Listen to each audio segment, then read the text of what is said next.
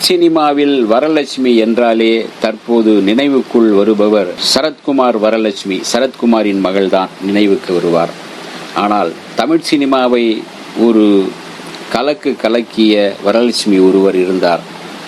எல்லா திறமையும் கொண்டிருந்த அழகான அசத்தலான நடிகை அவர். எம்ஜிஆரின் அம்மாவாக, ஜெயலலிதாவின் அம்மாவாக, சிவாஜியின் அம்மாவாக, சரோஜாதேவியின் அம்மாவாக ஒரு கலக்கியவர். அதே போல ஜெமினி கணேசனின், ஜெய்சங்கரின் மாமியாராக மிடுக்குத்தனமாய் மிரட்டியவர். தாய்மை பொங்கும் தன் குரலால், நடிப்பால் தமிழ் சினிமாவில் ஒரு கலக்கிய வரலட்சுமி என்று ஒரு நடிகை இருந்தார். எஸ் வரலட்சுமி அவர் பெயர். 10 வயதிலேயே கர்நாடக சங்கீத குயில் MS சுப்புலட்சுமியுடன் சேர்ந்து பாடி நடித்தவர். நீதிக்கு தலைவணங்கு படத்தில் எம்ஜிஆரின் அன்னையாக தாய்மை பொங்கும் குரலில் அவர் பாடி நடித்த இந்த பச்சை கிளிக்கொரு செவ்வந்தி பூவை தொட்டிலில் கட்டி வைத்தேன் என்ற பாடல் மூலம் பலரின் உள்ளங்களை கொள்ளை கொண்டார். எம்ஜிஆரின் அன்னையாக நீதிக்கு தலைவணங்கு படத்தில் தாய்மை பொங்கும் குரலில் அவர் பாடி நடித்த இந்த பச்சை கிளிக்கொரு செவ்வந்தி பூவில் தொட்டிலை கட்டி வைத்தேன் என்று தொடங்கும் அந்த பாடல், நான் ஆராரோ என்று பாராட்ட, இன்னும் ஆராரோ வந்து பாராட்ட என்று பாடி கேட்பவர்களின் காது வழியாக மனதில் நுழைந்தவர் அவர். கண்ணே உன் தேனூரும் சொல்லாலே என்று மற்றொரு தாலாட்டு பாடினார். வீரபாண்டிய கட்டபொம்மனில் பாடிய அந்த தாலாட்டு வீரத்தோடு விளங்கியது. பூர்வ சிந்தாமணி படத்தில் ஜானகி எம்ஜிஆரின் தோழியாக, இன்னொரு கதை நாயகியாக வந்தார். மாட்டுக்கார வேலனில், சவாலே சமாளியில் ஜெயலலிதாவின் அன்புக்குரிய தாயாக வந்தார். கனிவும் கம்பீரமும் குழைந்த குரலில் அவர் கண்ணதாசனின் சிவகங்கை சீமையிலே படத்தில் நாயகியாக தோன்றி பாடி நடித்து தென்றல் வந்து வீசுதோ தெம்மாங்கு பாடுதோ என்ற அந்த பாடல், அதுவும் ஒரு தாலாட்டு பாடலே தான். செட்டி நாட்டு மண்ணின் மனமும் குணமும் பட்டொலி வீசி பறந்தது அந்த பாடல் வரிகளில். யார் இந்த வரலட்சுமி? எஸ் வரலட்சுமி ஆந்திராவில் உள்ள கர்னூலில் 5வது பெண்ணாக பிறந்தவர். 5 பெண்களே பிறந்ததால் வரலட்சுமியை அவருடைய பெரியம்மா சுவிகாரம் எடுத்து வளர்த்து வந்தார். அவரை ஒரு பாட்டுக்குயிலாக பெரியப்பா ரங்கப்பா நாயுடு விரும்பினார், உருவாக்கினார். 6 வயதிலேயே குளிர்ந்த தண்ணீர் பானையில் நிற்க வைத்து பாடும்படி பயிற்சி அளித்து வந்தார் அவர். அப்படி பயிற்சி பெற்றதாலேயே 10 வயதிலேயே சொந்த குரலில் பாடி நடித்து அசத்தினார் எஸ் வரலட்சுமி. சுந்தர தெலுங்கை தாய்மொழியாக கொண்ட பாடகி நடிகைகளில் தமிழை வெகு அழகாக, நேர்த்தியாக, மென்மையாக உச்சரித்தவர் எஸ் வரலட்சுமி. MKT தியாகராஜ பாகவதர் படத்தில், சியாமாலா என்ற படத்தில் அவருடன் சேர்ந்தும், PU சின்னப்பாவுடன் வனசுந்தரி என்ற படத்திலும், TR மகாலிங்கத்துடன் மச்சரேகை படத்திலும் சேர்ந்து பாடி நடிக்கும் வாய்ப்பை பெற்றவர் வரலட்சுமி. அன்றைய உச்ச நட்சத்திரமாக, பாடகராக, நடிகராக இருந்த TR மகாலிங்கமுடன் சேர்ந்து அவர் படங்களில் பாடினார், சேர்ந்து நடித்தார். அந்த சூழலில் அவர்களுக்குள் நட்பு துளிர்விட்டு அது காதலாக மலர்ந்து பிறகு இருவரும் வாழ்வில் இணைந்தனர். மகாலிங்கமும் அவரும் காதல் கணவன் மனைவியாக சில ஆண்டுகள் வாழ்ந்தனர். மகாலிங்கம் இறந்ததும் அவருடைய வாழ்வில் இருந்து வெளியேற்றப்பட்டார் வரலட்சுமி.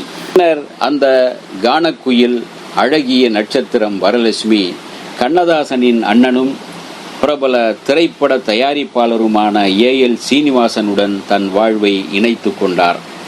அவர் வழியாக 2 பிள்ளைகளுக்கு தாயாகவும் வரலட்சுமி வாழ்வில் உயர்ந்தார். பல படங்களில் நடித்தார். தன்னுடைய 82ஆம் வயதில் தனது நடிப்பையும் பாடல் பாடுவதையும் நிறுத்தி கொண்டார் என்றுதான் சொல்ல வேண்டும்.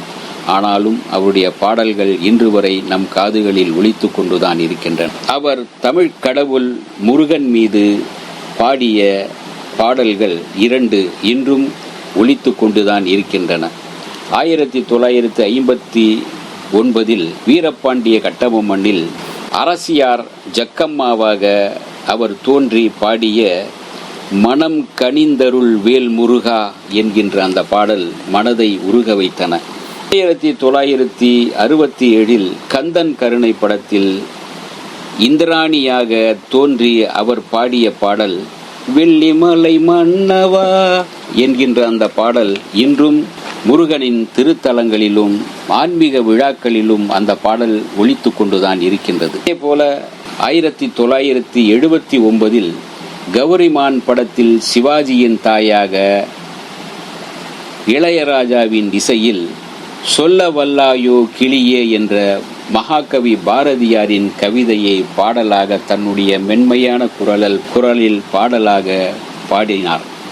ஆதிபராசக்தி படத்தில் கருணை பொங்கும் லோக மாதாவாக நடித்து மக்கள் மனம் கவர்ந்தார்.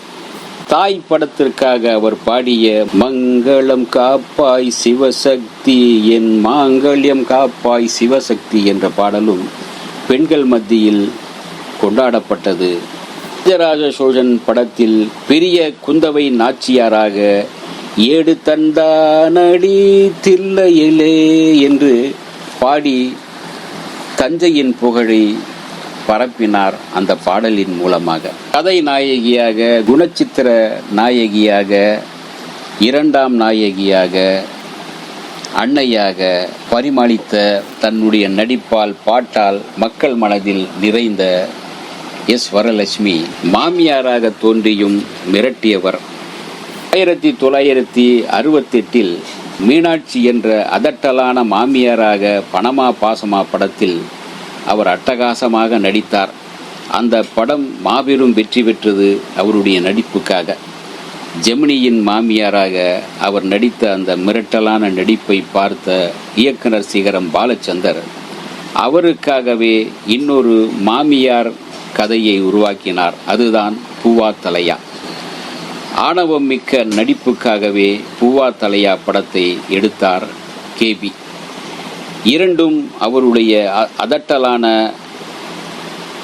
அசத்தலான நடிப்பால் மாமியார் கதாபாத்திரத்தில் கன கச்சிதமாக நடித்து பெண்கள் மத்தியில் பேசப்பட்டார் வரலட்சுமி. இப்படி நடிப்பில் இசையில் சிறந்து விளங்கிய அவர் திரைப்பயணத்தின் நிறைவாக கமலஹாசனின் மாறுபட்ட அன்னையாக குணா படத்தில் தோன்றி பாடிய உன்னை நான் அறிவேன் உன்னை என்னையன்றி யார் அறிவார் என்று தாய்மை ததும்பும் குரலில் பாடிய அந்த பாடல் இன்று வரையும் செவிகளில் ஒலித்து கொண்டிருக்கிறது. ராஜாவின் இசையில் தாய்மை குரலோடு அவர் பாடிய அந்த பாடல் இப்போதும் கேட்கலாம், குணா படத்தில் ரசிக்கலாம். இப்படி ஒரு அற்புதமான நடிகை வரலட்சுமி நம் கண்முன் கதாபாத்திரங்களாக வாழ்ந்து கொண்டிருக்கின்றார். இந்த வீடியோ உங்களுக்கு பிடிச்சிருந்தா லைக் பண்ணுங்க, ஷேர் பண்ணுங்க, கமெண்ட் பண்ணுங்க, சப்ஸ்கிரைப் பண்ணுங்க, மறக்காம பெல் ஐகானை கிளிக் பண்ணுங்க.